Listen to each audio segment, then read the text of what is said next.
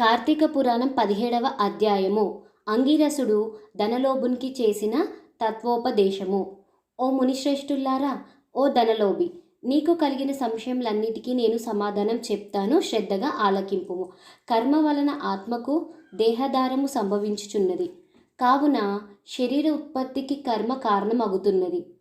శరీరధారము వలనే ఆత్మ కర్మను చేయును గనుక కర్మ చేయుటకు శరీరమే కారణమవుతుంది. స్థూల సూక్ష్మ శరీర సంబంధముల వలన ఆత్మకు కర్మ సంబంధం కలుగునని తొలిత పరమేశ్వరుడు పార్వతీదేవికి వివరించెను. దానిని నేను మీకు వివరిస్తాను. ఆత్మ అనగా ఈ శరీరమును అహంకారంగా ఆవరించి వ్యవహరిస్తున్నది అని అంగీరసుడు చెప్పగా, ఓ మునీంద్ర, నేనింతవరకు ఈ దేహమే ఆత్మయని భావిస్తున్నాను కనుక ఇంకా వివరంగా చెప్పండి.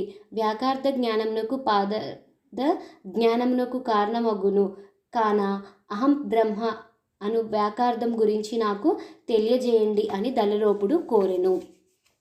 అప్పుడు ధనలోభునితో అంగీరసుడు అలాగే అని ఈ విధంగా చెప్పెను.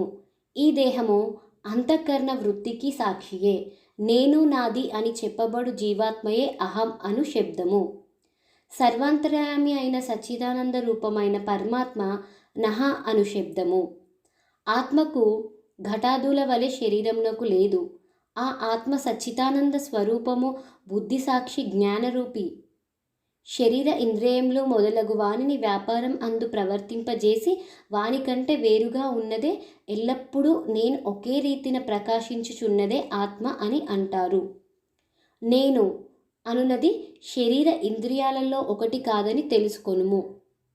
ఆ దేహేంద్రియాదులన్నిటినీ ఏది ప్రకాశింపజేయునో అదియే నేను అని నిశ్చయము. అందుచేత అస్థిరములమగు శరీర ఇంద్రియములు కూడా నామరూపంబుతో ఉండి నశించినవేగాక ఇట్టి దేహంనకు స్థూల సూక్ష్మాకార శరీరము బులుసు మూడింటి అందు నేను నాది అని వ్యవహరించేదే ఆత్మ అని గ్రహించుకొనుము. ఇనుము సూదుంట రాయిని అట్టి పెట్టుకొని తిరుగునట్లుగా శరీర ఇంద్రియాలు దేన్ని ఆశ్రయించి తిరుగుతున్నాయో అదే ఆత్మ. అలాగే అవి ఆత్మ వలన తమ పనిని చేయును. నిద్రలో శరీర ఇంద్రియాల సంబంధం లేక గాఢ నిద్రపోయినా మెల్కొన్న తర్వాత నేను సుఖనిద్రపోతిని, సుఖంగా ఉంది అనుకునేదే ఆత్మ. దీపము గాజుబుడ్డిలో ఉండి ఆ గాజును ప్రకాశింపజేయునట్లే ఆత్మ కూడా దేహేంద్రియాలను ప్రకాశింపజేస్తున్నది. ఆత్మ పరమాత్మ స్వరూపమగుట వలన దానికి దారపుత్రాదులు ఇష్టమగుతున్నారు. అట్టి విశేష ప్రేమాస్పదమగు వస్తువేదో అదియే పరమాత్మ అని గ్రహింపుము. తత్వమసి మొదలైన వాక్యములందరినీ త్వం అను పదమునకు కించిత్ జ్ఞాత్వాది విశిష్టమందు జీవాత్మ అని అర్థం. తత్ అను పదమునకు సర్వజ్ఞ దిగుణాత్వ విశేషమైన సచ్చిదానంద స్వరూపమని అర్థం. తత్వమసి అనేది జీవాత్మ పరమాత్మల ఏకత్వమని బోధిస్తుంది. ఈ రీతిగా సర్వజ్ఞ జ్ఞాని ధర్మములను వదిలివేయగా సచ్చిదానంద రూపం ఒకటియే నిలుచును. అదియే ఆత్మ. దేహలక్ష్యము ఉండుట, జన్మించుట, పెరుగుట, క్షీణించుట, చచ్చుట మొదలగు 6 భాగములు శరీరానికే కాని ఆత్మకు లేవు. జ్ఞానానంద స్వరూపమే పూర్ణత్వం గలది. వేదములలో దేనికి సర్వజ్ఞాతము ఉపదేశము సంపూర్ణత్వం నిరూపించబడి ఉన్నదో అదియే ఆత్మ. ఒక కుండను చూసి అది మట్టితో చేసిందని ఎలా గ్రహిస్తామో అలాగే ఒక దేహాంతర్యామి అగు జీవాత్మ పరమాత్మ అని తెలుసుకొనుము.